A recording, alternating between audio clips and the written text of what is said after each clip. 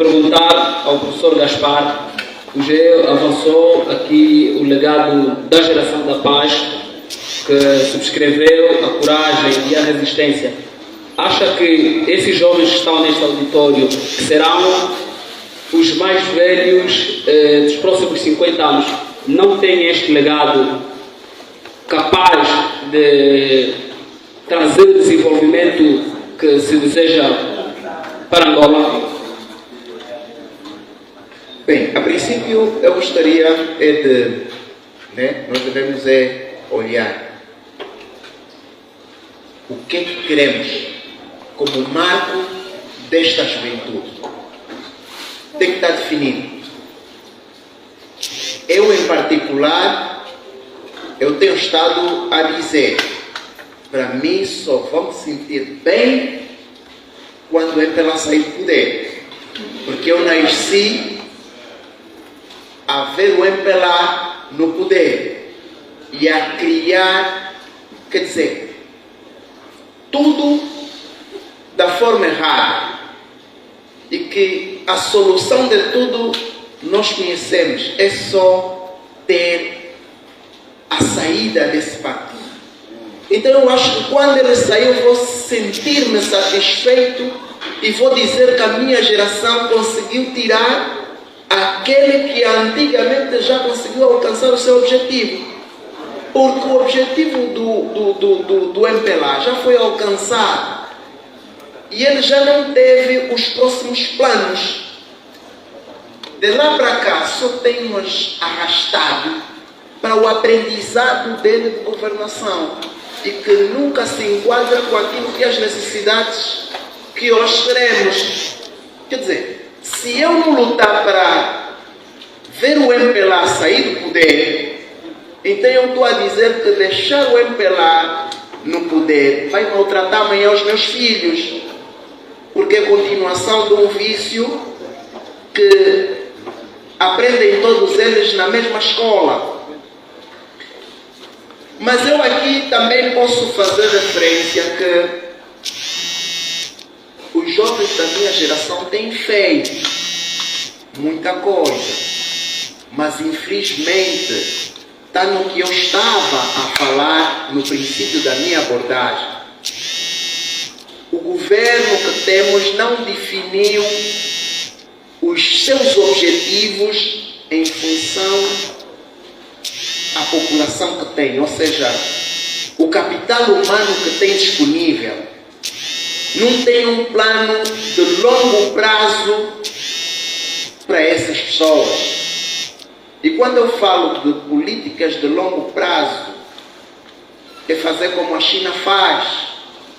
As crianças que nascem têm uma planificação bem estruturada, que ele sabe que o principal objetivo dele é atingir essa meta. Tal meta que tem um impacto direto no país. Por exemplo, eu conheci uma jovem estudante que estava a desenvolver uma medicação que era por base do eucalipto que poderia erradicar o paludismo. Há jovens que desenvolveram algumas bases científicas que provaram por A mais B que pode-se obter, por exemplo, como é que era esse projeto? Era através da mandioca, que é produzido cá em Angola, transformar em combustíveis fósseis. Então, temos jovens a fazer, mas também temos um governo que desde muito cedo nos instrumentalizou que nós devemos ir para a escola com um único fim. Ir para a escola para amanhã poder trabalhar. E eu pergunto sempre isso a muitos. Quando terminares a licenciatura, onde é que tu vais? Procurar um bom emprego? Quando para um Estado, para um governo que tem um foco poderia conduzir esses em função à necessidade que se tem. Hoje por hoje, não é novidade que o desemprego é a nossa maior dificuldade na juventude. E quem deve criar emprego é exatamente a academia. As incubadoras de negócio deviam estar na academia. Porque muitas das monografias que nós temos estado a assistir, bem defendidas, com notas altas, no final fica nas prateleiras a apanhar poeira e não serve para nada. A princípio tínhamos um programa que o governo traçou, de criar os puníveis. Os puníveis só surgiram naquela altura, e eu fiz punível, porque dava maior facilidade para que os jovens ingressassem mais cedo à universidade e dar resposta à carência que o país tinha. Mas só que aquilo, não conseguiram descontinuar, aquilo foi passando e não deram resultado e continuamos com os puníveis aí. E muitas das vezes, o que eu, enquanto líder juvenil, na altura, que eu fiz política durante muito tempo, nós defendíamos uma coisa. Nós defendíamos que tem de ter uma lei que regula as políticas da juventude, para que também esse governo, quando sair, que o próximo governo dê a continuidade sobre esses programas. Tem de haver uma lei para regular, porque senão só vamos ter programas paliativos e que muitas das vezes eu aprendi desde muito cedo que só são campanhas. Estamos aqui quase em 2027, que será já o período eleitoral. Vamos ver um monte de programas simplesmente para distrair a população, para distrair a juventude. Esta juventude está a fazer alguma coisa se potencializar para daqui a 50 anos serem os adultos que conseguem dar uma mentoria aos próximos jovens? Está a fazer este trabalho de campo? Bem, está a fazer, não do jeito ainda que esperamos. Entendemos que nem todos vão andar na mesma direção. Mas o fio, o cerne da questão, para mim, é nós encontrarmos o denominador comum. O meu eu é lá fora do poder. Porque só a partir dali é que vamos começar a olhar na pertença do poder. Vamos dizer para qualquer um governante: o poder é nosso, você está ali para 5 anos, se você não conseguir cumprir, vai para a rua, conforme o MPLA foi para a rua, e vamos ver se as coisas andam ou não. E a vossa geração está a fazer este trabalho de campo para passar essa mensagem a minha está a fazer. A minha está a fazer. E a minha está a fazer porque eu digo o seguinte: eu sou daqueles jovens que muitas das vezes, em muitas das oportunidades que eu tenho incentivado. E é uma coisa que nós devemos dizer. Cada um de nós deve levar a reflexão a esse pensamento. Nós, por si só, somos agentes de transformação. Nós mudamos. A nossa vinda ao mundo significa muita coisa. E só o facto de estarmos cá no mundo é porque já somos heróis. Imagina que desculpa, eu acho que aqui não tem nenhum adolescente, mas ainda assim, numa ejaculação há 1 milhão de espermatozoides. Imagina que você é o número 1 a chegar lá e você deixou para trás esses todos que estavam a concorrer contigo para chegar nesse óvulo.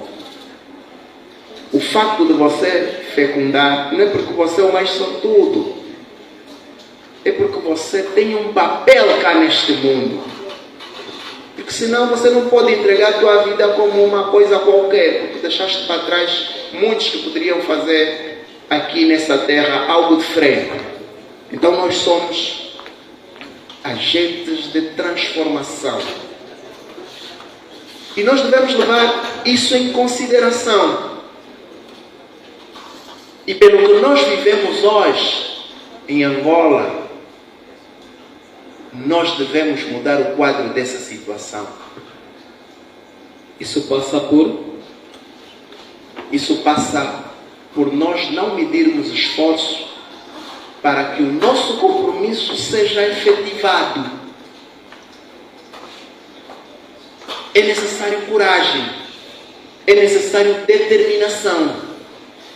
Esses mais velhos que hoje estão a governar o país, muitos são da fase em que o nosso companheiro aqui já apontou, de 1975 conseguiram a independência, que não foi lhes dado de bandeja, e conseguiram com a nossa juventude. Então, para a alternância do país, nós os jovens, a força ativa, só precisamos de estarmos unidos, direcionados com um único propósito. Temos de alinhar o propósito.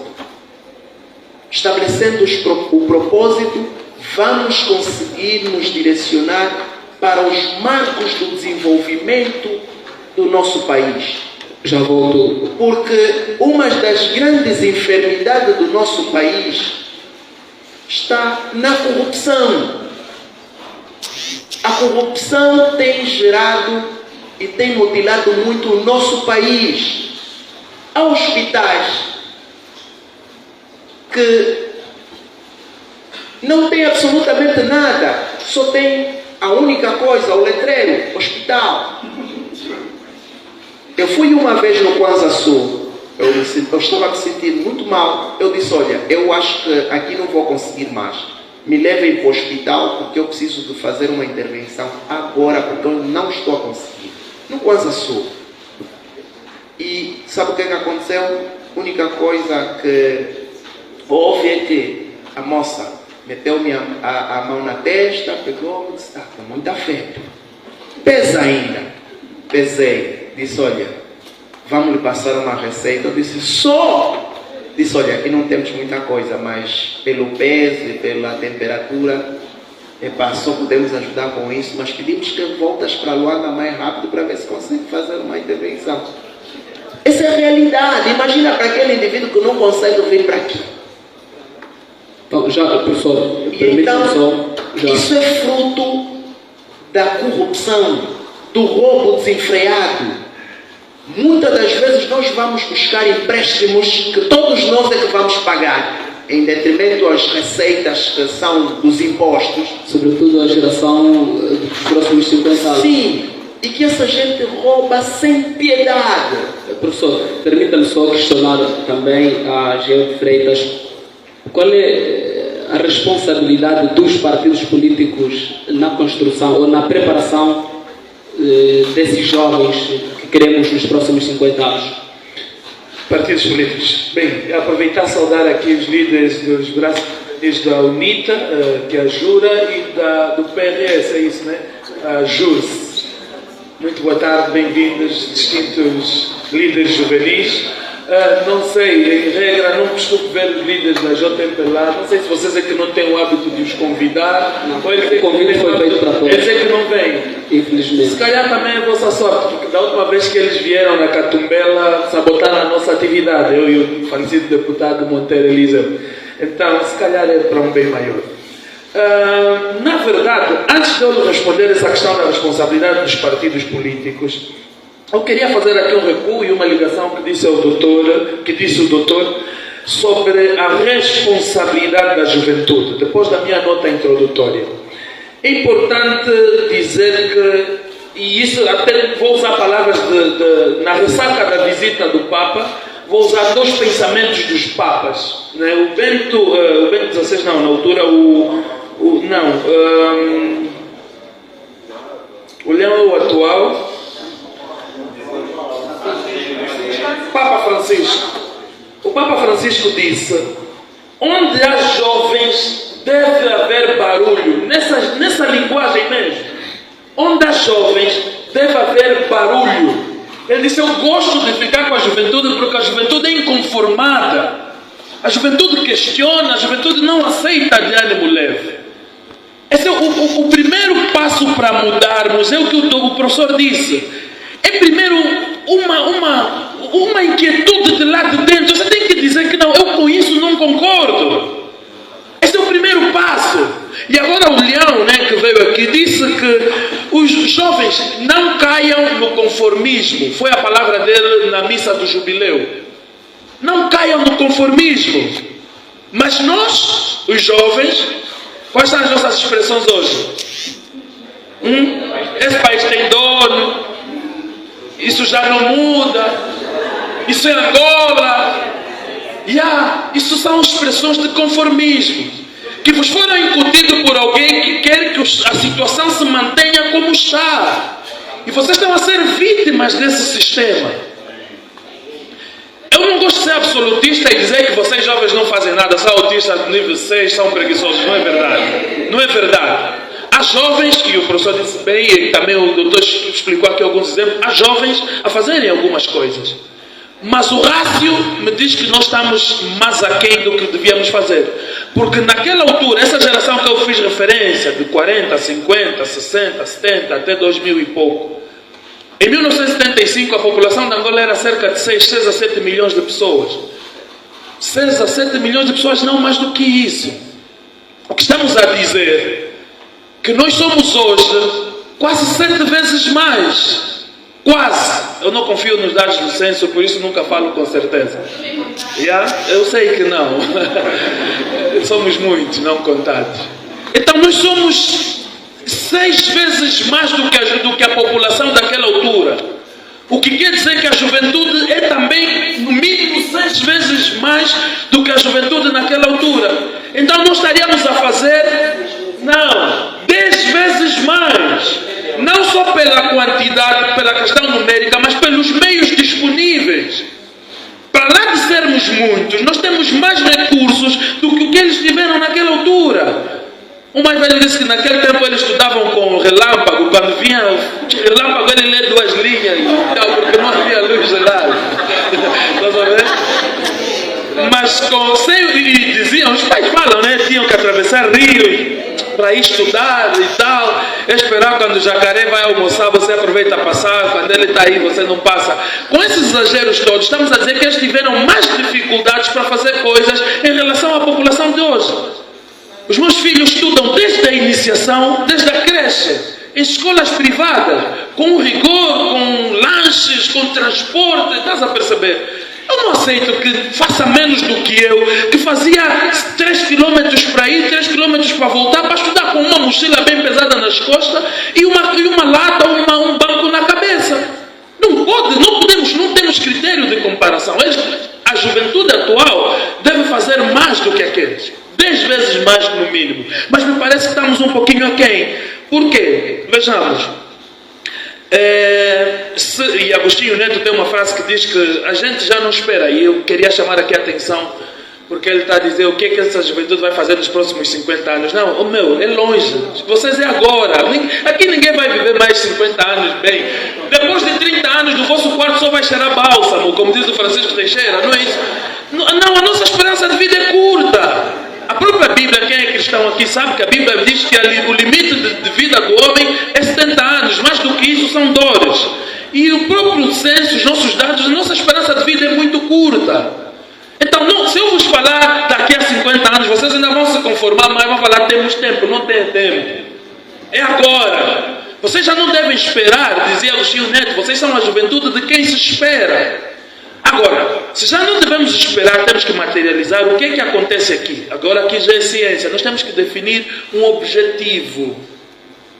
Se nós não tivermos um objetivo, a gente vai andar às cegas e vamos estar a cumprir a agenda de quem traçou um objetivo. Porque eles não são inocentes, eles têm um objetivo traçado e tudo o que fazem, políticas educacionais, políticas públicas, etc., é para materializar o objetivo que eles traçaram. quem te governa, o objetivo é manutenção do poder. Sem dúvida. Você jovem precisa saber se estás conformado com a situação socioeconômica que existe no país. Não falo só da tua, porque você pode estar resolvido. Mas a empatia é sentir também a dor do outro. Não é isso? Se a ferida do outro não te causa dor, então a tua doença é pior do que a dele. Então, se você até pode estar resolvido, tens a oportunidade de estar numa universidade privada, tens a oportunidade de vir de transporte à escola, olha para os milhões de jovens como tu, que terminaram o ensino médio e não conseguiram ingressar na faculdade pública e não têm capacidade de pagar uma privada. Estão ali. E muitos deles fizeram o PUNIF, como fez ele, como fiz eu também fiz o PUNIF, só que depois fizemos a universidade. Mas nem todos têm essa oportunidade. Então nós não podemos nos conformar, temos que traçar um objetivo. O doutor disse qual é o objetivo dele. Eu também tenho o meu objetivo. O meu objetivo, que eu gostaria de não morrer sem alcançá-lo, é uma alternância política. É o meu objetivo. A minha alternância política é mais do que tirar o MPLA do poder. Primeiro é tirar o MPLA do poder, porque ele não quer a alternância política que eu quero, mas é mudar o sistema que está implementado. Porque esse sistema, para mim, não serve. Por qualquer que seja a força política, esse sistema não serve. Já me provou que não presta. É um sistema de extremo controle das instituições. E esse controle das instituições, isso cuia. Então aqui o meu líder da Jura e do PRS, se ele chega agora a governo, precisam ter muita coragem para se desapegar disso, porque isso cuia. Você vai controlar a imprensa, vai controlar as forças armadas, vai controlar a polícia, vai controlar as finanças, tudo você que controla, você manda isso tudo, agora é tua vez. É preciso ser um angolano de verdade para dizer que não, isso não está certo. Temos que abrir mão disso para fazer um país que sirva para todos. E eu não tenho certeza que isso se vai materializar. Então, prefiro, mais do que tirar o MPLA do poder, é mudar esse sistema que o MPLA enraizou durante os 50 anos. Aqui, estou a responder a tua questão porque falaste dos partidos políticos. É preciso que a maturidade dos discursos dos partidos políticos, enquanto estão na oposição, seja tão grande que me faça ganhar confiança de que vão materializar quando forem governo. Por exemplo, a UNITA tem duas falas que eu gosto muito. O presidente Adalberto diz que se ele for presidente hoje, nos primeiros 2 anos, primeiro, se for presidente hoje, larga a presidência do partido para se dedicar exclusivamente à presidência da República. Esse é um grande passo. Isso já começa a mudar o sistema. Estás a perceber? Diz que em 2 anos implementa as autarquias. Outro grande passo. Já começa a mudar o sistema. Estás a perceber? Mas é o discurso da UNITA fora do poder, né? Precisamos fazer o que enquanto jovens? E aqui estou a falar para a academia, não estou a falar para militantes de partidos políticos. Criar uma base estrutural tão grande que o partido político que for governo, por mais que não queira, seja obrigado a fazer. Seja obrigado a implementar a autarquia, seja obrigado a implementar a bicefalia, seja obrigado a pôr as instituições a funcionarem como as instituições devem funcionar no Estado. E para terminar essa minha intervenção, para não ser muito longo, há aqui um princípio que eu queria colocar. Depois, se nós queremos... Bem, eu ainda até vou fazer uma pergunta para ser mais... Para não, às vezes estou a falar uma coisa que não é o que a sala quer. Quantos estão conformados com a situação atual do país? Que gostam mesmo como o país está?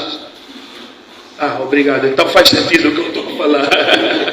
Porque às vezes eu estou a falar, mas vocês estão a gostar. Então todos a me olhar e falar, não, esses gajos não queremos mudar isso. Não. Ainda bem que não estamos conformados. Então, para que se mude o status quo, o paradigma que nós temos, para mim, passa fundamentalmente por uma alternância política. E um dos pontos da alternância política é não fazê-la com o MPLA, porque o MPLA já mostrou que em 50 anos não quer alterar a situação social. Segundo, é a construção de um homem novo.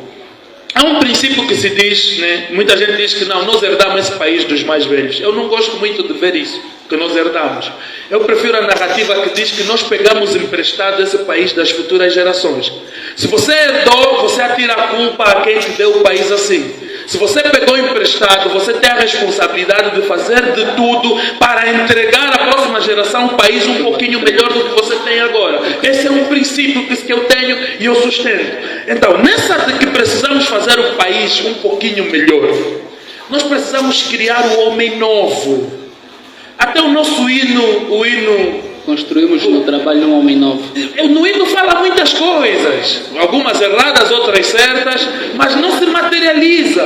Porque diz também Angola avante a revolução, né? Certo. Mas os revolucionários são jovens frustrados hoje.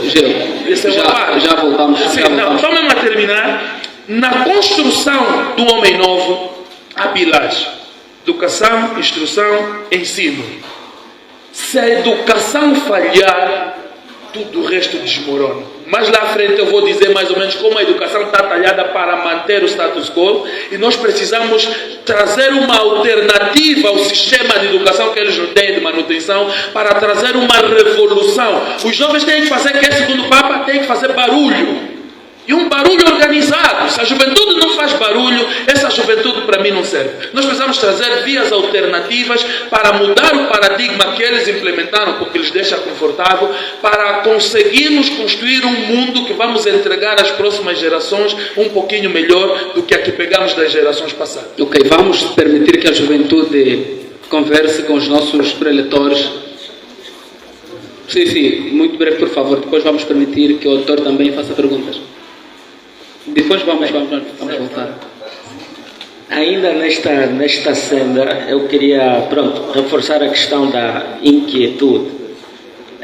Agora há pouco esteve o nosso grande poeta a declamar, e enquanto ele declamava, eu prestei atenção ao auditório, mesmo a nós aqui na mesa, e eu senti que existe sim essa chama de inquietude no seio da juventude. É importante, e eu vou fazer referência ao que é necessário, o que é que nós devemos fazer com essa chama. Antes vou parafrasear um poeta inglês, William Shakespeare. Ele tem uma frase que diz o seguinte: o efeito do tempo, o efeito da distância no amor é igual ao efeito do vento no fogo. Apaga os mais fracos e reaviva os mais fortes. O fogo de uma vela nós apagamos não com o sopro da boca, é só com um simples gesto do braço e aquele fogo apaga. Mas o fogo de uma brasa de carvão, quanto mais sopra, mais ela arde e vai contagiando, não é, as outras brasas que tiveram ao seu redor. Precisamos fazer isso com essa chama que nós estamos a identificar aqui. Esta seria uma atividade para termos aqui 600 jovens, e nós estamos dentro de uma universidade que é feita de jovens. A organização a esta altura tinha que ter problemas, porque os jovens querem entrar e o espaço é pequeno. Significa dizer, somos muito no país e o censo provou isso. Nós os jovens somos a maioria. No entanto, estamos aqui pouco menos de 100 pessoas, ou pouco mais de 100 pessoas, não é? Somos poucos que temos essa chama, e nós precisamos ser uma brasa. Essa chama precisa ser em nós uma chama de brasa de carvão e não uma chama de vela.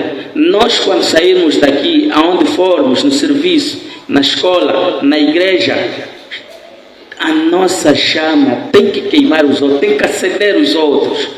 Porque eu receio, e já convergimos todos nós, que a grande meta é a construção de uma nova Angola, a mudança de sistema, etc, etc. Convergimos isso. Mas temos que encarar que isto é complexo. É complexo. É como você, permitam-me que vos trate assim, é como você, alguém te dar uma tarefa que você pode realizar de forma automática. Para quem entende, tem que ser com uma fórmula, não é? Mas, no entanto, a pessoa que deve dar acesso para fazer isso de forma automática não te dá. Nós podemos promover a mudança no país por via das eleições. Tem canais, a nossa lei constitucional prevê canais próprios para que isso seja feito. Mas a visão que temos, a percepção que temos, é que esses canais formais, tecnicamente, estão cafricados. Eu receio que nós vamos ter que fazer isso do ponto de vista, ou de uma forma rudimentar. O que é que eu quero dizer com isto? Começa a partir de nós, não é? Muitos de nós que estamos aqui, seremos amanhã representantes nas mesas das assembleias de voto. O que é que nós vamos fazer naquele momento? Vamos ser coniventes a algum tipo de fraude, a algum tipo de fabricação de informação falsa para que se perpetue o sistema que já existe, não é? Muito de nós, fora daqui, temos sido coniventes com questões de corrupção, não é? Então é preciso sermos essa chama de brasa de carvão e também é preciso olharmos para dentro de nós, moldarmos a partir de nós mesmos e começamos a promover a mudança em todo o sítio que a gente pisar. Eu acho que por aí podemos escalar, porque a porta automática está difícil de abrir e vai ser muito desafiante. Temos que também fazer por aí. Obrigado, doutor. Vamos ouvir, vamos permitir que o auditório também faça questões. Vamos começar com o jovem que já está aqui. Façam perguntas direcionadas, por favor. Se for com menos tempo para permitir mais intervenções, melhor, por favor. Perguntas direcionadas. Aqui, aí. Aqui. Começamos. Não sei se os todos permitem que respondam agora ou vamos escrevendo as questões. É melhor, ok? Muito boa tarde. Fala para vós José Ferreira, estudante do curso de Direito, terceiro ano, ISEA, Polo Zambo. Juventude e os seus desafios nos próximos 50 anos. Bem, sabemos que a juventude atualmente enfrenta várias dificuldades essas que vão desde o acesso ao ensino superior, principalmente no setor público, a empregabilidade e outras nuances. Bem, nesta senda, como é que um jovem pode perspectivar o seu futuro em meio a esta dificuldade? Essa é a minha questão. Obrigado. Vamos ganhar tempo.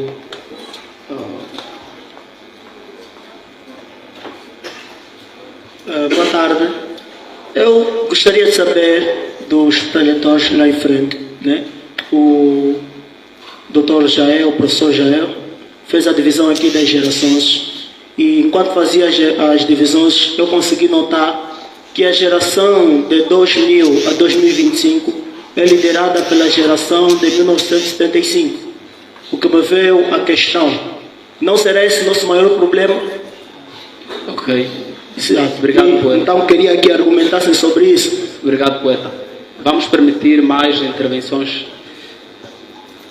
Boa tarde, caros preletores, boa tarde ao público. José Esprangel, vou direcionar a minha questão ao meu bom amigo Gaspar. Ele dizia que o seu maior desejo é ver o MPLA fora do poder. E eu aqui quero lhe dizer que eu durmo sonhando com a retirada do MPLA. Mas ainda assim tem uma questão. Está pronto mesmo para tirar o MPLA do poder, mas pronto mesmo.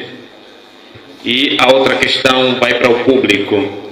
É preocupante, estamos numa universidade e temos poucos estudantes aqui da mesma universidade. Ou alguma coisa está boa demais, ou alguma coisa está errada demais. Né? Mas para os presentes estamos prontos para fazer a mudança? Obrigado pela brevidade, Esprangel. Candeia, vamos permitir aí no outro lado também, por favor. Boa tarde, chamo-me Daniel Lopes, estudante de Direito do primeiro ano. Eu tenho uma pergunta direcionada para o Dr. Geo de Freitas. Em Direito fala-se muito sobre a descentralização da administração pública, porque entende-se que o Estado não detém o monopólio da administração pública de Angola. Dessa mesma forma, na abordagem do Geo de Freitas, eu pude perceber que de alguma forma fala sobre a descentralização, porém no âmbito político, porque entende-se que um partido político detém aquilo que é o monopólio da administração pública. parece que de alguma forma todo mundo em Angola que exerce algum cargo relevante pertence a um único partido político. Eu queria saber se o Geo de Freitas pode falar mais sobre meios eficientes para que exista essa descentralização. Obrigado pela brevidade. Vamos permitir mais, nesta primeira bateria, os dois senhores.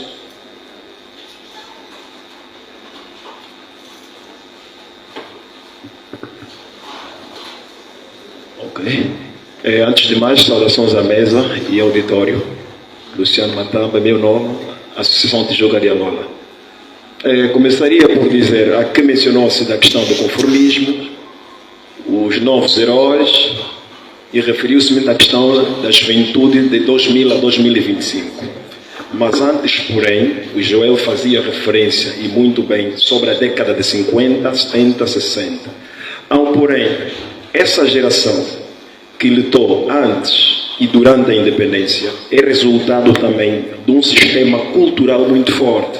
Porque nós, quando falamos da perspectiva da educação, temos que incluir a questão da cultura, por exemplo, não a cultura como hábito, mas como valores e mecanismo de transformação e de desenvolvimento estruturado de uma sociedade. Versus a geração dos anos 50, fazia parte dos movimentos, como a Angola, os conjuntos. A questão da cultura tem um impacto muito forte, até inclusive na noção de cidadania.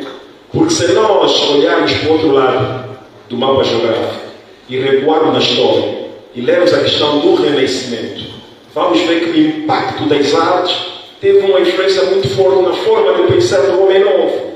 E entre nós, como é que nós vemos a cultura? Qual é o modelo de cultura como forma de desenvolvimento e de educação para a nova geração que nós temos? Por exemplo, há um PDJ, que é o Plano de Desenvolvimento da Juventude, que é 25, 27 e até 50 anos.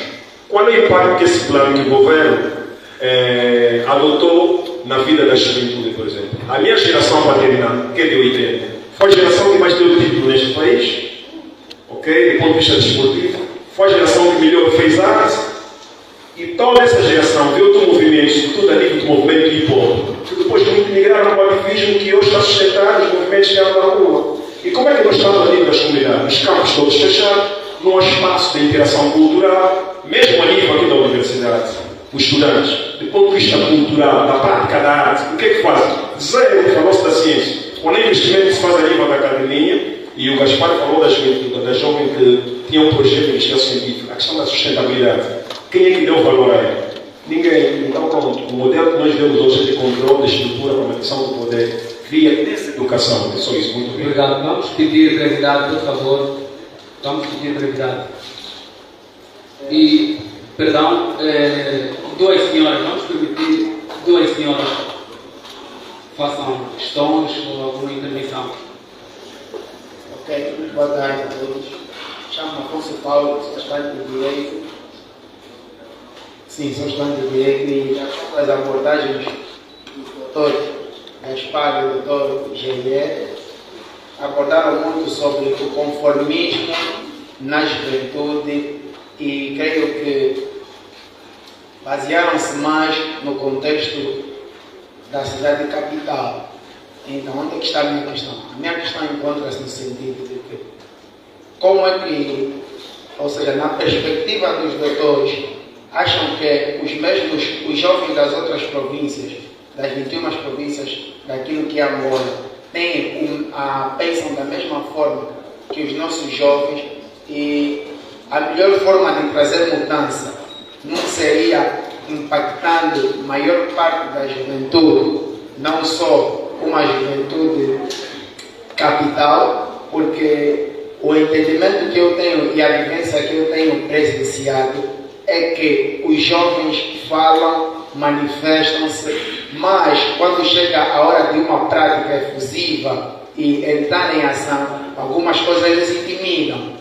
Então, como é que os doutores acham que os jovens da cidade de Luanda podem continuar a impulsionar aquilo que é o conformismo, ou sair desse conformismo, baseando-se também naquilo que é os jovens das outras províncias? Obrigado. Vamos agora permitir que o poeta Cadeado faça mais uma vez intervenção com a poesia. Depois vamos prosseguir, por favor.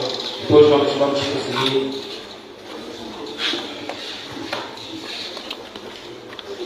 Eu não queria falar mais para vós, mas infelizmente eu sou a reflexão daqueles que falam sem voz. Eu sou o silêncio do barulho que se pode ouvir em nós. Sim, eu sou a separação dos que querem fazer nós. O correr de quem já não pode caminhar, o gritar dos que já não podem falar, soco de um tetraplégico, o olhar fixo e bonito de um cego. Eu sou aquele fobado que de tanta fome, é tanta fome que já anda repleto. Sou aquele que tem no coração a palavra falada e usa ela como escudo. Para quem tem a verdade e não usa ela como escudo. Eu não estou a falar sobre mundos, estou a falar sobre imundos, sobre mundos afogados em mundos que se acham dono de tudo, por ter uma farda azul e uma gravata vermelha, tornaram-se corpos sem almas e pernas sem cabeça, e fazem de nós cada vez menos nobre. Agora é um pobre roubando pobre para deixar de ser pobre, mas que podre. É um rico roubando rico para ficar mais rico, mas que lixo. Tiram o que nos pertence, roubam o que nos enaltece, o que nos faz feliz. Mas isso ele esquece. O nosso virou vosso, o vosso está convosco e convosco está tudo o que é nosso. Por isso convoco-vos para que convosco recuperemos o que é nosso. Então não podemos ficar parados, porque eu estava no fundo do poço e lá percebi que não tem como. Ou como, nada que eles me dão como almoço. Eles olham para a minha escrita e dizem que é só mais uma literatura faminta, é só mais um fobado e fome não se dá com poesia. Mas é claro que é verdade o que eles dizem. É claro que é verdade o que eles dizem. Como é que eu vou escrever letras repletas se os meus versos não estão felizes? As minhas cruzadas pedem almoço, as emparelhadas pedem mata-bicho. Mas é claro que é mentira o que eu digo. A verdade está nos olhos de quem vê, mesmo quem não tem passaporte tem visto. Que Angola é um país belo, vasto e rico, onde o dono do país vive debaixo da ponte. Se você procurar bem no lixo, vai encontrar um diamante disfarçado de mendigo. Somos tão felizes no nosso lar que largamos tudo, escolhemos emigrar. É muita felicidade aqui, então vamos na Europa experimentar o sofrimento de lá. Nós somos tão hospitalar que colocamos num trono um angolano com comportamento de estrangeiro a nos governar e ficamos debaixo de um teto onde a chuva nos diz quem somos, sempre que deseja aterrar. O tal queria mudar o país, que regaria a nossa árvore a partir da raiz, só que guardou toda a água para si e a árvore agora já não dá fruta. Deus, te pedimos um presidente e nos deixe general. Agora o país está em recruta, degradou na alimentação, dificultou na locomoção, subiu o preço da gasolina e nos impediu da comunicação, fazendo de nós analfabetos funcionais dentro dessa aldeia, onde nos ensinaram a transformar letras em sons, mas não letras em ideia, onde treinam nossos homens da lei para nos maltratar, pegar nos nossos sonhos e amassar. E se você faz um protesto, sequestro, lacrimogênio, liberdade é verdade já. É para isso que vocês têm treinado, tá? É para isso que vocês têm treinado, para partir os dentes de quem tem os lábios furados. É para isso que vocês têm treinado, para violar os direitos de quem já tem os direitos violados. É para isso que vocês têm treinado. Coitada da tia Maria, que no dinheiro da zumba criou seu filho, que hoje é polícia e hoje morta. O filho virou o líder da tropa. E são eles que vão na praça, picam a bancada da laranja, picam a bancada da manga, dão chapada na cara da tia Marta, sem se importar com a criança. E eu não estou falando da que está nas costas, mas da que está lá em casa, à espera de que mamãe volte com a janta, porque passou todo dia sem comer, mas sorrindo da esperança de que mamãe voltará com algo da praça. Só que faz 3 dias que mamãe não volta, porque mamãe foi presa, onde foi presa foi espancada. O pouco negócio que tinha, o fiscal deitou todo na estrada e era do que lá, mamãe ficou endividada. O pouco dinheiro que fez, mamãe pagou a fiança e saindo já da esquadra toda inflamada a caminho de casa, viu o filho mais velho que pegava a criança que quase já não respirava e a mãe de longe andava, e quanto mais se aproximava, a mãe só lagrimava. E quando se aproximava, percebeu que o mais velho que pegava a criança também quase já não respirava, então ela simplesmente olhava. Imagina uma mãe que veja os filhos a morrer, não pode fazer nada. Ela simplesmente olhava, e quanto mais olhava, mais chorava. Segundo a Constituição, era suposto nos dares a mão. Tudo bem, não temos o mesmo sangue, mas por seres tu, o líder, tinha que nos olhar como irmão, mas só que não. Então sejam bem-vindos a esse bairro que chamamos de nação, onde chutamos o colono, mas continuamos no sistema de escravidão. Só que agora não somos animais domésticos de branco, não. Agora é cão maltratando o cão.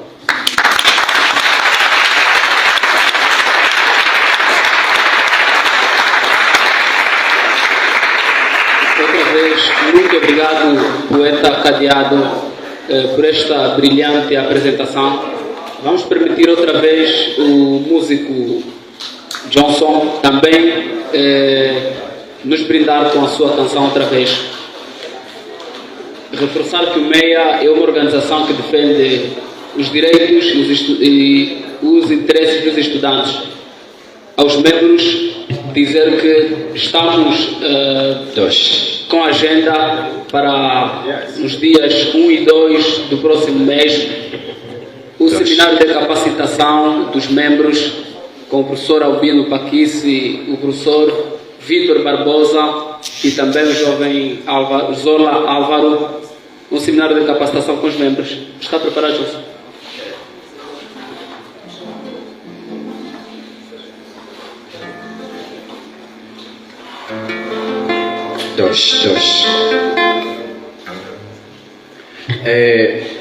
Eu sou do Quimbo e compus uma canção com o título África Tiuca. E como na primeira canção, eu queria que me ajudassem também a fazer o coro. O coro é mais ou menos assim. Quando eu gritar tchê tchê tchê, vocês gritam tchê tchê. Deu para pegar? Som tchê tchê, tchê tchê tchê, tchê tchê tchê. Mano Carlito, o alunga comunda, o cucuela cai, África yala. Assim mesmo.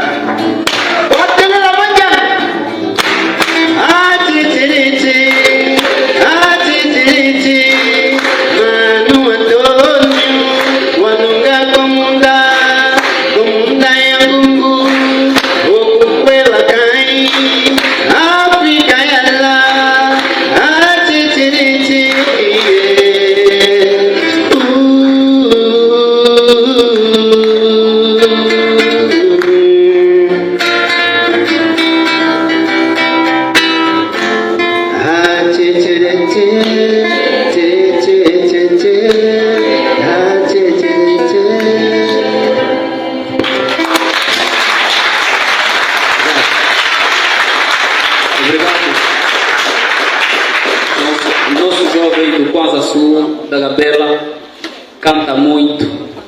Então vamos apresentar também, oportunamente, o vice-presidente do Movimento Social para a Mudança, João Sebastião.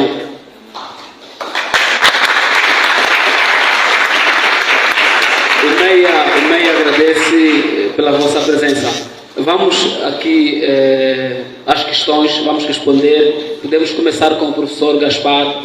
Colocaram ali algumas questões. Os jovens querem ouvir as respostas. Então, podemos começar com o Giel.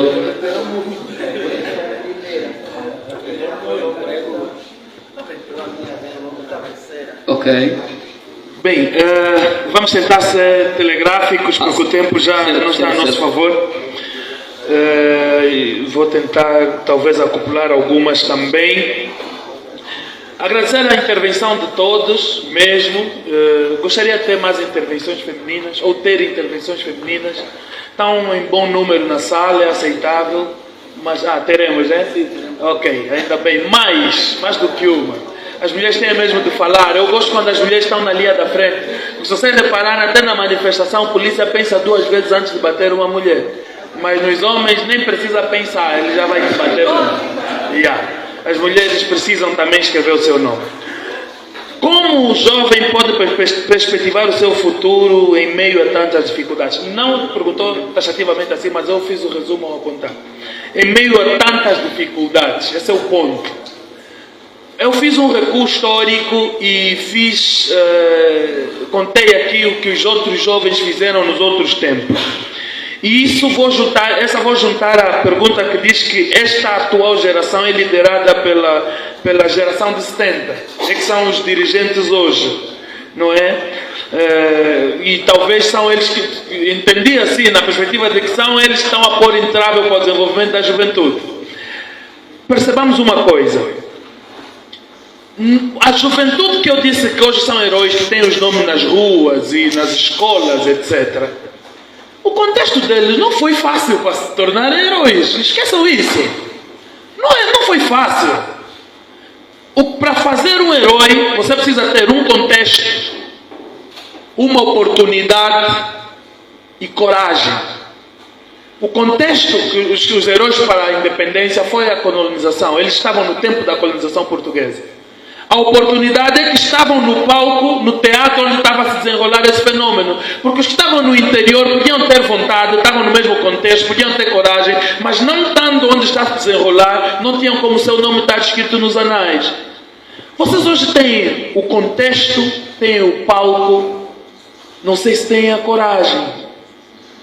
Porque imagino que é o exército português com espingardas de fogo, canhões, contra alguns que estão a levar katanas, umas armas já antigas que foram recolhendo aí, e em menor número. Era desproporcional. Hoje por hoje, até nas manifestações, você tem mais manifestantes do que polícia. Só que eles têm as armas. Naquele tempo eles tinham as armas também, e armas pesadas. E os que lutavam de forma clandestina até eram poucos. Mas a coragem e a legitimidade da causa falou mais alto. É uma coisa que ninguém vai vos tirar. Se a tua luta for legítima, até quem está sobre ti, com mais meios e mais recursos, não vai ter o mesmo resultado no teatro das operações que você vai ter. Porque você é movido por uma causa. Ele não. Ele só está a andar à deriva.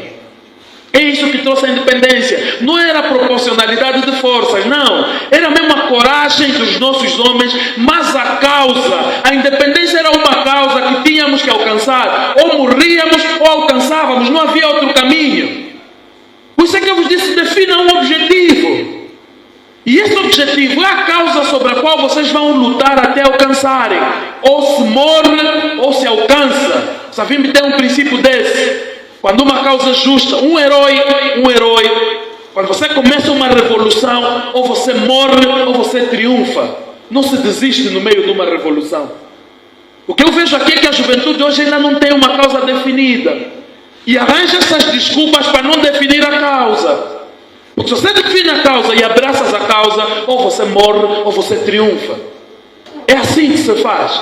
A desproporcionalidade de forças sempre existiu. Quem controla tem maior proporcionalidade de força. Mas quem reivindica começa pequeno, só que triunfa, porque a causa é nobre. Pode não ser hoje, mas amanhã vai triunfar, com plena certeza. Então dizer que parece que hoje estamos mais apertados, eu creio que é desculpa. Se calhar hoje até estamos mais livres. Nós temos, por exemplo, a mídia alternativa. Hoje nós estamos a fazer um programa que temos várias câmeras diante de nós. Nós vamos replicar essa mensagem. Antigamente se distribuíam folhetos de forma clandestina. A PIDE nem podia estar a perceber que você está a levar uma mensagem de revolução. É cadeia contigo. Hoje a gente fala diante das câmeras e posta na nossa própria página. A falar que o MPLA tem que sair. Como é que eu vou dizer que o contexto hoje é difícil? Eu não acredito. Eu falo e posto na minha página. E amanhã ando na rua à vontade. Vocês não têm noção do que foi o contexto do tempo da colonização. Hoje não está difícil. Hoje é mais fácil. Só que nos falta mais coragem. Agora, aquela geração de 70 é que está a dirigir hoje. É verdade. Está a nos expor dificuldades. É verdade. E eles estão conformados com isso, é verdade. Mas me parece que vocês também estão. Me parece que vocês também estão. Ou querem que eles depois decidam falar, não, nós estamos a ser muito mal com nossos jovens, vamos ter que mudar o paradigma. Estão à espera disso. Isso nunca vai chegar. É mesmo sobre essa geração de 70. E quem estudou nós que estudamos em 90, os nossos textos, a nossa linguagem acadêmica, a nossa mensagem na escola era uma mensagem de revolução. As pessoas eram ensinadas o espírito revolucionário porque estávamos num contexto de guerra. Era preciso formar revolucionários. Hoje, como o contexto lhes convém, vos dão textos muito românticos. E vocês estão a dormir, tão suaves e tal. É o que eu vejo na educação de hoje. Não é libertadora. Então nós temos que encontrar meios alternativos, porque o sistema está talhado para perpetuar aquela geração que outrora lutou, agora está conformada e querem perpetuar isso. Vocês não podem aceitar. Aqui há outra questão que para correr já, que foi muito importante colocada aqui pelo nosso estudante de primeiro ano de Direito, que fala sobre a questão do controle das instituições, para ligar. Bem, eu falo quase sempre isso. Se já tivesse visto, talvez já saberia mais ou menos o que é essa questão da concentração e descentralização. É muito maior do que aquilo que se fala nas academias. Nós estamos a falar aqui do contexto da independência. Na verdade, o que houve na independência não foi a criação de um Estado, que devia ser. Se o louvor funcionasse, depois de janeiro de 75, nós teríamos aí em novembro de 75 eleições, das quais quem vencesse as eleições seria governo. Só governo. Mas antes disso, nós tivemos um partido que preferiu ser governo-Estado, partido-Estado. Um único partido. Tomou para si todas as instituições de Estado, monopolizou, tirou os outros da equação. O MPLA ficou com a defesa, com a segurança, com a Assembleia Nacional, com a comunicação social, com as finanças.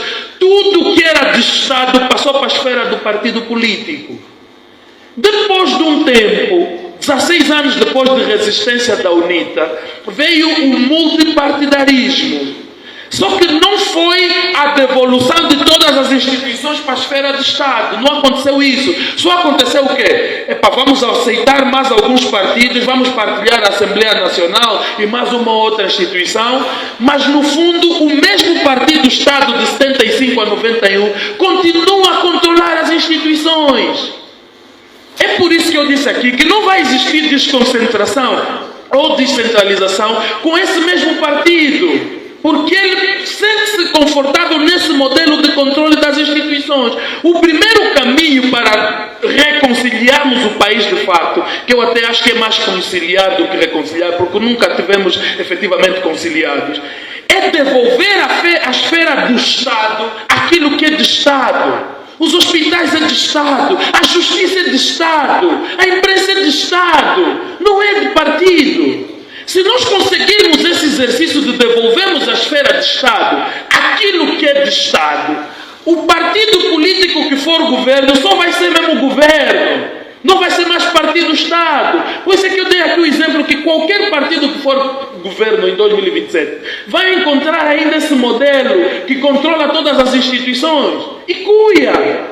Quererá devolver a esfera do Estado às instituições? Eu tenho dúvida. Por isso é que eu convido sempre a sociedade a lutarmos para construirmos um Estado que passa por, primeiro, tirarmos o MPLA do poder porque ele não quer. Depois forçamos quem entrar a fazer aquela que é a vontade do povo, porque no final de contas os partidos políticos só realizam intenções das pessoas. Os eleitores somos nós, eles são os instrumentos do poder, mas o poder reside nas pessoas. Você transfere o teu poder por um período de tempo. Se aquela força política a quem você transferiu o teu poder não materializar aquele que é o teu desejo, no próximo ciclo eleitoral você o tira. E disse bem o professor, não é só eleições. Há várias formas constitucionais de tirar um governo. Não é só eleições. Muitas vezes falam, não, esperem as próximas eleições. Não, é mentira isso. Isso é uma narrativa de quem está conformado. Há várias formas legítimas e constitucionais de derrubar governos. Veja as democracias mais avançadas.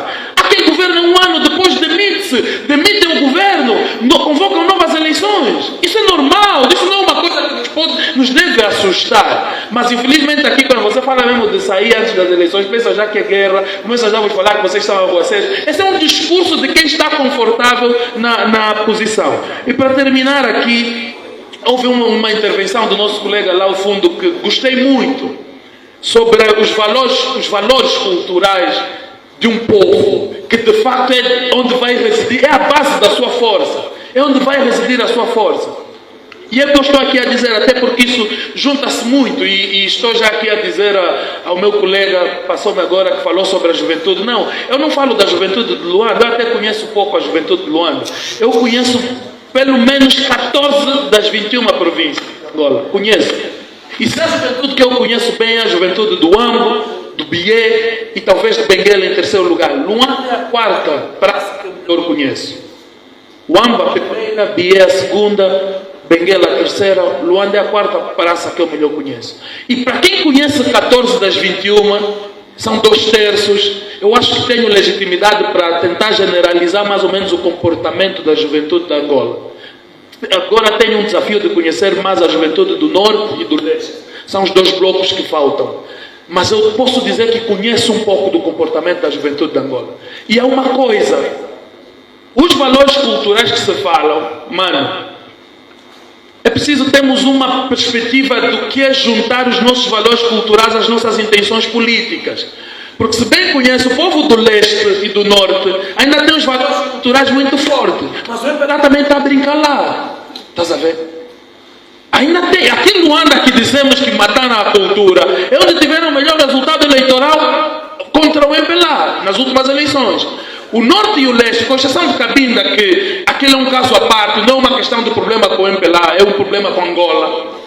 É diferente. Os Zaire, Uige, Lunda Norte, Lunda Sul, Mochico, que ainda têm os valores culturais bem assentes, o MPLA continua a brincar lá. Por quê? Porque esta é uma política, a mesma que o colonizador usou, de desconstruir. Ele parece que estás a manter a tua cultura, mas taticamente ele te desconstrui para que a tua cultura sirva aos interesses dele. O colonizador fez isso de forma muito suave. E quando nós nos assustamos, os nossos hábitos e costumes, aquilo que era o sangue que corria na veia dos nossos ancestrais, perdemos ao longo do caminho. Eu estive em Malange há 2 meses. E Malange é triste, é uma província que mete pena.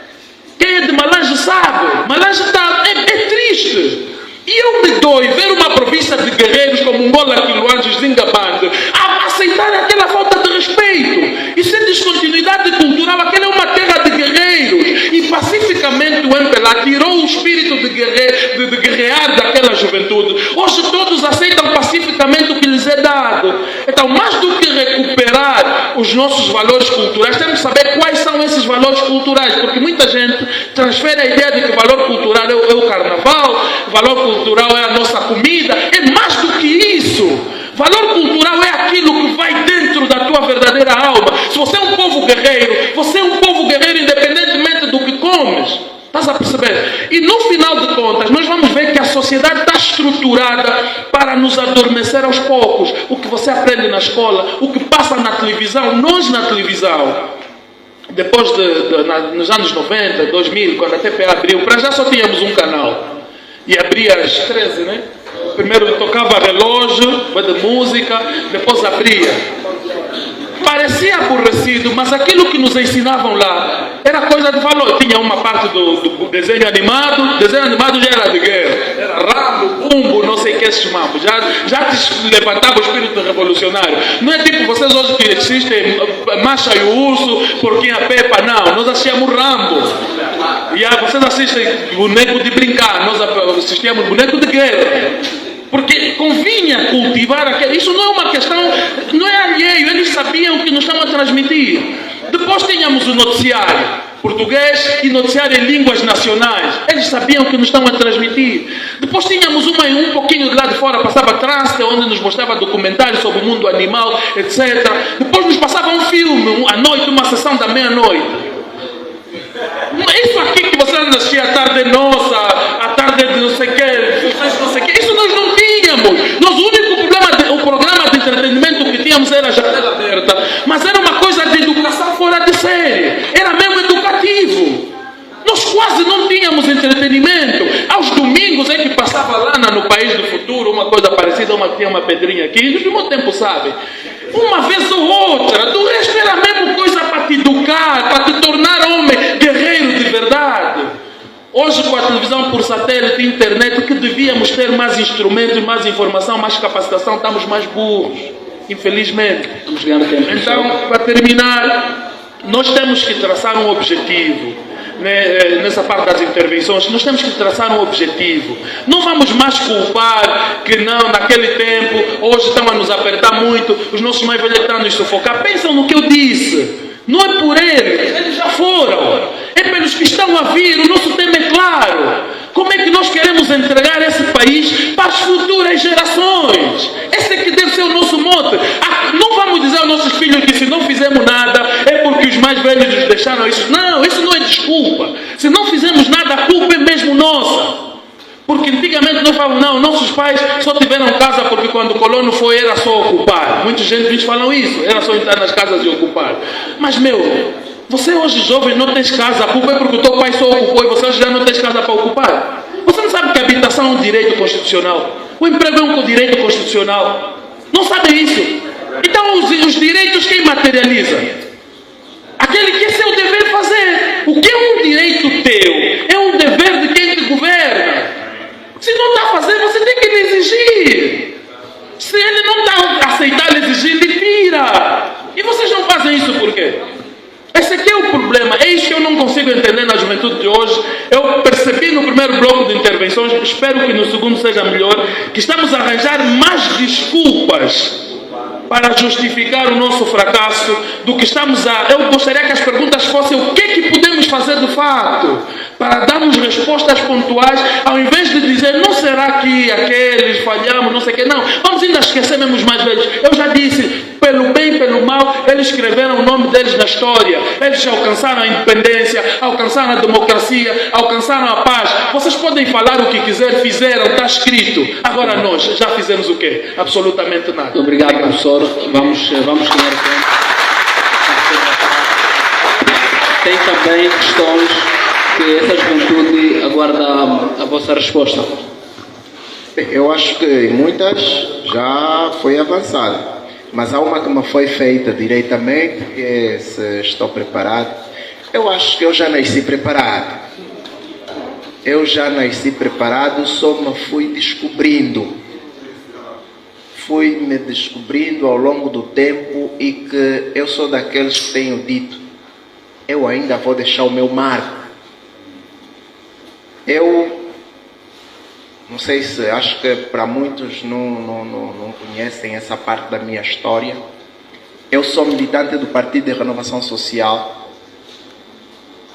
e que chegou uma altura em que eu vi o posicionamento e o andamento do partido. E como eu comecei a fazer política e porque achei a forma mais fácil para impulsionar essa alternância, eu tinha que mover a minha força para atingir alguma coisa. E o que é que aconteceu? Eu estava, e hoje nós todos conhecemos que o PR só está quase num declínio. E eu cheguei e disse, pronto, eu sou jovem, não vou afundar minha juventude com isso. A partir de hoje eu também estou a me preparar, vou ser candidato à presidência do partido. E os mais velhos, vocês já fizeram tudo o que podiam fazer, porque Juventude de 1975 continua a me dirigir e que normalmente eles interpretam os meus problemas atuais, que o contexto já mudou, não vai conseguir resolver, não vai conseguir entender os meus problemas. Os meus problemas já não são daquela geração. Então, o pessoal daquela geração não consegue pensar como nós, os nossos problemas. E eu apresentei a minha candidatura, porque eu disse que se eu pegar nessa máquina, vocês vão ver o que é que vocês têm, que vocês estão a deixar cair. Então coragem não me falta. Coragem não me falta. Eu estou aqui e continuo a dizer, eu quero fazer parte dessa virada. E vou fazer, eu tenho essa certeza. E todos os dias eu me direciono, me posiciono para que isso aconteça. Eu sou professor da Universidade de Lusíada de Angola e todas as vezes que eu tiro um pequeno intervalo, deixo sempre alguma frase de reflexão para aquele jovem, porque lá é na elite do MPLA, aí naquela universidade. E eu deixo sempre alguma coisa para eles refletirem. Tento ligar o compromisso que eles têm com esse país, que isso não é um compromisso de partidos, isso é um compromisso de nação. Devemos estabelecer nação acima de qualquer coisa. Então eu faço sempre isso, porque eu sei que mais tarde eles vão chegar no pensamento lógico que o problema da Angola é MPLA. E como estamos aqui bem próximo, 2027, então nós vamos testar se tudo aquilo que temos estado a fazer tem resultados ou não. E por outra, eu queria pegar aqui na do meu companheiro, que dizia que não está preocupado com Malange. Eu sou de Malange. Eu sou de Malange. Eu digo que nós somos um povo vertical. Quando nós dizemos não, é não. E nós não olhamos muito naquilo de que sim, mas depois faz o não. Não, nós só temos uma única palavra. Se nós decidirmos que vamos lutar por essa causa, por mais que nós sermos um grupo reduzido e encontrarmos um grupo maior, ainda assim vamos com coragem. Vamos com determinação. E isso acontece. Mas eu queria fazer uma pequena menção. Mas, pelo que visto em Malange, nós também consentimos, por isso houve essa mudança. Porque é histórico nunca um outro partido conseguir um assento parlamentar em Malange. Porque já se deu conta. Mas, infelizmente, ficamos tristes porque o AMBO e o IBE que deixaram com que as coisas continuassem a dar oportunidades ao MPLA. Esperamos que trabalhem mais para essa questão, para que todos juntos conseguimos ter essa alternância. Ok. Então, professor Gaspar, doutor Fábio, penso que também tem alguma coisa a acrescentar para podermos buscar mais algumas intervenções, por favor. Bem, eu sou do VIE, mas não vou segmentar, pronto, aqui os nossos discursos, não vou regionalizar isso, então pronto, vou deixar passar essa. Pronto, no essencial, eu penso que já se disse quase tudo. Os problemas, não só para a juventude, mas para toda a população angolana, estão devidamente identificados. Nós temos desafios no acesso ao emprego, nós temos desafio no acesso a financiamentos que nos podem permitir criar também empregos para outras pessoas. Nós temos desafio no acesso à educação. Nós, os estudantes de agora, os novos formados, tem algo que eu costumo destacar. A sociologia tem uma máxima da sociologia que é: o homem é produto e produtor de cultura. Trazendo isso para as academias ou para a ciência, o homem deve ser produto e produtor de conhecimento, não é? Nós somos produto de conhecimento quando estamos a absorver tudo que a academia nos oferece. Vai nos ensinar quem foi Jean Piaget, vai nos ensinar quem foi Agostinho Neto, etc, etc. A gente absorve este conhecimento todo para aplicar. Porém, também devemos produzir com base nisto tudo que absorvemos. Devemos produzir através da escrita, escrever livros científicos, artigos científicos, e não só. Há uma forma, inúmeras formas de produzir conhecimento. É importante para também catapultar cada vez mais essa nossa luta. De resto, destacar, o Dr. Geo fez referência à necessidade da gente identificar uma causa. E eu quero arriscar, eu sei que mais pessoas vão arriscar, eu quero arriscar. Nós devemos levar como causa a necessidade de cultivar esse espírito e contagiar mais pessoas. E levar como missão a necessidade de sermos nós o agente da mudança aonde nós nos encontrarmos. Okay. Atenção que a população, os jovens de 50 anos atrás é que atualmente predominam, né, o sistema de governo. Mas existe como eu posso dizer, uma substituição natural da vida. Porque muitos vão à reforma, muitos vão à invalidez e, infelizmente, muitos vão desaparecer. O que significa dizer que daqui a uns 10, 20 anos, somos nós que vamos tomar conta dessa máquina que nós chamamos sistema. Se até lá não conseguirmos, por outras vias, promover a mudança que queremos, quando nós chegarmos lá, o que faremos?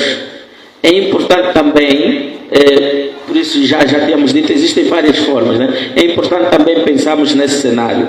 O que faremos quando chegarmos lá? Porque muitos dos que estão agora no aparelho de Estado não são esses senhores de 65 anos, alguns têm 40 anos, alguns até têm 30 e tal anos, mas pensam da mesma forma e tocam a máquina, não é, com base, pronto, na filosofia que eles encontraram. Ou seja, não estão interessados em promover qualquer mudança, mas já estão lá dentro, eles podem. Okay. É importante, quando nós chegamos lá, tenhamos a consciência de que estamos aí para um dever patriótico e promover a mudança que de facto é o que nos move a estar aqui. Ganhando tempo, vamos ouvir a jovem que levantou. Já são duas, vamos priorizar as senhoras, já são 4. Vamos permitir esse bloco, começando com a senhora aí. Jovem, ali. Doutoras, vamos pedir brevidade para que tenhamos mais intervenções. Exatamente. A minha pergunta vai... Sim. Exatamente, muito obrigada. A minha pergunta está a ser... Nome. Teliandra Kakondo. A minha pergunta está a ser dirigida agora para o Dr. Freitas. Não sei se estou enganada.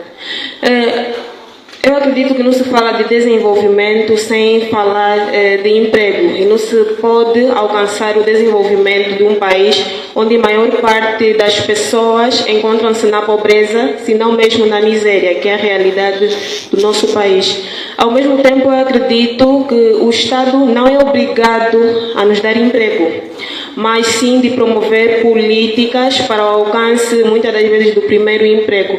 Só que muitas vezes isso tem sido, digamos que um desafio, a nossa maior dificuldade, onde muitas vezes o Estado nem implementa essas mesmas políticas, onde muitas vezes nós os jovens, até mesmo para fazer parte do aparelho do Estado, somos confrontados pela corrupção. Eu gostaria de saber se face a isso, como é que nós jovens podemos nos situar ou enfrentar essa situação. Obrigado, filho. Obrigado. A companheira ao lado.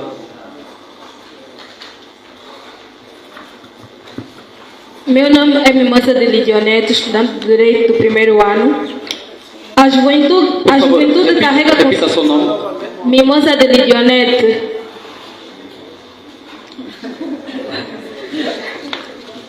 Podemos... Sim. A juventude carrega consigo uma burocracia na qual optaram fazer como relíquia ou crença passada de geração para geração. Ao invés de olharmos para os obstáculos, quais são os meios viáveis para a fortificação de uma juventude melhor e exigente dos seus direitos, sem olhar para discursos bajuladores e meio manipuladores? Obrigado pela brevidade. Mas eram quatro mulheres já aqui. Vamos só priorizar as senhoras. Obrigado pela brevidade. Pedimos brevidade para que tenhamos mais intervenções. Olá, boa tarde a todos. Vamos imaginar que Angola está com ejaculação precoce. O nome, diga seu nome. Marinela Kitamba, educadora sexual. Marinela? A educadora sexual. Ok. Então, imaginemos, para tratar a ejaculação precoce é necessário identificar a causa. Depois de identificar a causa, ir atrás do tratamento. Vamos falar de formas assim palpáveis. Eu vivo em Viana, por exemplo.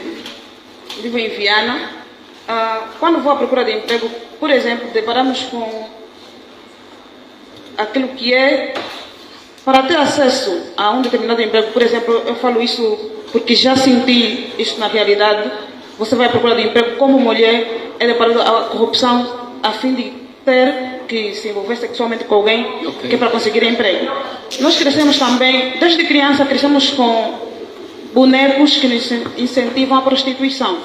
Por que eu digo bonecos que nos incentivam a prostituição? Por exemplo, o boneco da Cinderela, se nós fizermos uma análise muito profunda, podemos ver que isso incentiva também a prostituição. Posso fazer análise aqui, mas como tempo... Por causa do tempo, sim. Gostávamos que avançasse para a questão. Ok.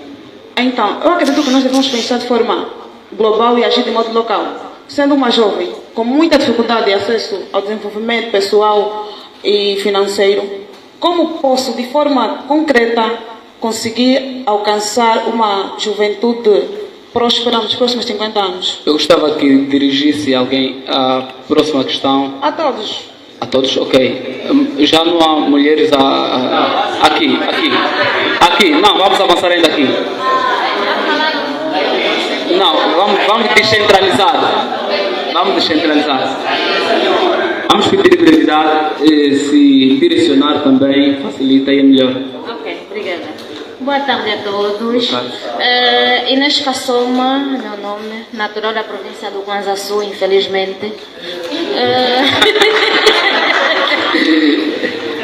Bem, o doutor de Freitas frisou aqui sobre o direito ao emprego. Eu não sei se isso será uma questão ou uma lamentação, mas nós sabemos que a questão do emprego é um direito de todo angolano no papel, mas na prática não é o que se vive. Eu tive uma experiência tanto quanto caricata sobre essa questão, porque antes de eu me deslocar do Kwanza Sul para Luanda, eu fui talvez uma das mulheres que deu voz na província do Kwanza Sul para contribuir, né, naquilo que é o desenvolvimento da própria província. Mas infelizmente eu fui perseguida e senti-me obrigada a pedir transferência para Luanda. O que é que eles faziam, ou o que fizeram? Mandaram uma notificação para mim e em vez de ligarem diretamente para mim, enviaram na direção da instituição onde eu trabalhava. Eu sofri uma pressão que vocês não podem imaginar. A direção sentiu-se ameaçada com aquela intimação e o emprego estava praticamente em risco. Vim para cá, mantive a calma, deixei de falar um pouquinho sobre política para não perder o pão, porque se perder o pão, não sei como é que a gente vai conseguir sobreviver. Vamos avançar para a questão, doutora. É uma intervenção. Sim, é uma intervenção. Prontos, recentemente o ex-presidente do MEA esteve no Kwanza Sul, houve aquela situação toda. Tentamos intervir também e a única resposta que a JMP lá no Kwanza Sul nos dá é criando contas falsas para ataques pessoais e tal. Eu acredito que não sei se essa situação vai mudar quando. Quando é que realmente nós estaremos livres para falar do desenvolvimento do próprio país, porque somos impedidos de falar, somos ameaçadas, somos perseguidas. Então... Obrigado pela intervenção. É um tema que não se esgota. Vamos permitir mais... Não, passa mesmo já aí, já estamos aí. Mais 2 pessoas para... Vamos ouvir. Brevidade, vamos pedir brevidade. Oswaldo Manuel é o meu nome, estudante do 1º ano do curso de Direito. A pergunta é direcionada aos 3 preletores. É o seguinte: é importante que a mudança se faça com pessoas idôneas e conscientes da sua responsabilidade social. E uma das formas de se chamar a atenção a isso é a capacitação intelectual, que na sua maioria tem sido feita pelas universidades. Mas nos últimos tempos, ser estudante no ensino superior é comparado a um luxo, e mesmo que tenha quem tenha acesso a ele, depara-se com uma institucionalização de raciocínio, onde os estudantes têm sido repetidores de ideias e não fazedores de opiniões. Dado a este dilema, na perspectiva dos preletores, o que se pode fazer para que se mude este paradigma? Obrigado.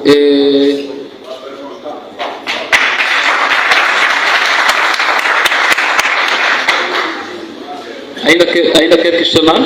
Na verdade, eu não gostaria de questionar, gostaria de contribuir. Então, muito breve mesmo.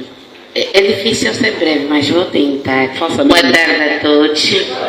Piedade Pires é o meu nome, sou professora, graças a Deus, numa profissão que tanto quanto, e também coordenadora nacional da Student for Liberty Angola. Na verdade, aquilo que foi ou é a minha intervenção tem que ver com o sistema educacional de Angola. Nós parecemos uma máquina repetidora, se não a cópia da cópia da cópia, para não falar naquilo que são os nossos materiais, que é sempre a mesma coisa. O aluno nasce primeiro sabendo o texto narrativo, depois o informativo e o texto poético.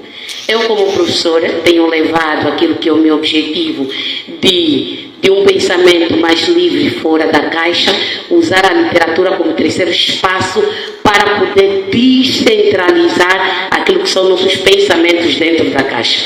O que nós temos feito, levar a música como alternativa ou recurso em sala de aula, analisá-la numa perspectiva econômica, social e cultural, que hoje quase que não se vê, porque nós estamos acostumados a levar os textos de Agostinho Neto, porque a literatura de Agostinho Neto foi feita por um determinado grupo que, graças a Deus, estão ali a envelhecer, e nós ia morrer também, e nós necessitamos de começar a pensar no grupo de hoje.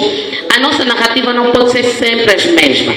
O que é que acontece? Nos é dado uma narrativa e que nós temos que começar a reproduzir. Enquanto seres acadêmicos, nós temos esse dever de começar a usar a literatura como terceiro espaço para despertar as mentes adormecidas. Tinha um professor de literatura, o professor Martinho, ele dizia que nós vivemos numa narrativa espera. Estamos à espera de um próximo Moisés para sermos salvos, enquanto que nós podemos começar a fazer hoje enquanto juventude. Infelizmente, o que há de mais é juventude bajuladora à procura do emprego. Para ter um emprego, pensa-se que deve se bajular, em vez de pensar na intelectualidade, nós estamos a pensar em questão de bajulação, e também para que se tenha um emprego digno, tem que ser membro de um ou outro partido. Obrigado. E quando nós pensamos, desculpa, demorou muito, e quando nós pensamos sobre as questões partidárias, para nós termos um emprego, obviamente estamos a matar uma esperança, e daqui a 50 anos vamos continuar a ter jovens frustrados porque não conseguiram alcançar aquilo que um dia perspectivou. Muito obrigada. Que não se esgota. Por uma questão de justiça, vamos só permitir o jovem do chapéu. Sim. Por favor. Aqui. Seja mesmo breve, em função... Josmar Gaspar é meu nome, estudante do primeiro ano de Direito da Universidade de Jean Piaget. Sabendo que Angola é um país grande, belo, sim, surgem algumas inquietações. Porque entende-se que eu fiz o ensino médio num curso de Ciências Econômicas e Jurídicas e tive certos colegas que fugiam fazer a Universidade de Direito por conta da leitura. Eles acham que o direito lê-se muito, e alguns diziam que não gostam mesmo do direito. E a pergunta que recai aos ilustres é qual é o incentivo que os ilustres dão para aquelas pessoas que acham que o direito é só leitura? Porque entende-se que o direito não é só leitura. O direito é leitura, sim, para uma boa fundamentação. E não só, mas agora a pergunta que recai é qual é o incentivo que dão à juventude ou àqueles estudantes que têm assim a ideia de não fazer o curso de Direito? Qual é o incentivo que dão para eles, para a realização deste mesmo desejo ou sonho? Obrigado. Vamos pedir aos nossos convidados, Pedro, antes de passar a palavra ao Pedro, gostaria, se me permitir, também fazer muito breve mesmo, uma pequena intervenção relativamente ao tema. Bem, eu sou o Valdemiro. Eu gostaria também de partilhar um bocado. O Jair falava de uma questão que eu achei muito interessante relativamente à estagnação de consciência do jovem atual, sobretudo do jovem que está há mais ou menos 20, 25 anos. E veio à minha memória um episódio em que o mais velho Marcolino Moco contava-nos. Eu disse que quando o MPLA tomou o poder, em 75, o MPLA tinha dois projetos. O primeiro é o projeto social e depois o projeto político. E quando o MPLA toma o poder em 75, o MPLA simplesmente optou por aplicar o projeto político, que é fazer a manutenção do poder a todo custo. E olhando para o perfil do jovem atual, é claro que é um perfil construído, não é? E até a própria sociologia defende que quem cria o perfil do cidadão, quem cria o comportamento do cidadão são os regimes. Portanto, o jovem atual, que está aqui nesta sala, é o jovem que fez a ruptura, é o jovem que não deu certo dentro da construção social que o regime criou. Então, a esse jovem que está aqui eu faço um apelo. Quando tiver que voltar a casa, quando tiver que voltar no seu meio de amigos, colegas, enfim, é preciso partilhar a mensagem, porque é uma chama que se acende, não é? Então, nós que estamos aqui a ouvir, estamos a refletir, porque é difícil um jovem estar aqui a refletir o país, atualmente, está muito difícil. O jovem não quer se escutar, né? Está sempre a ouvir a música, não quer refletir internamente. Então, o jovem que está aqui é aquele que reflete. Então, é preciso que o jovem que está cá partilhe também a mensagem, porque é a mensagem de libertação, de consciência, e deixamos de ter uma consciência de que a política está simplesmente vinculada ao partido político. A política é para o cidadão. Então, o cidadão deve atuar na esfera ativa da própria política. Portanto, é um desafio que lanço ao jovem que está cá, que acredito que é o jovem que fez a ruptura. Muito obrigado. Obrigado.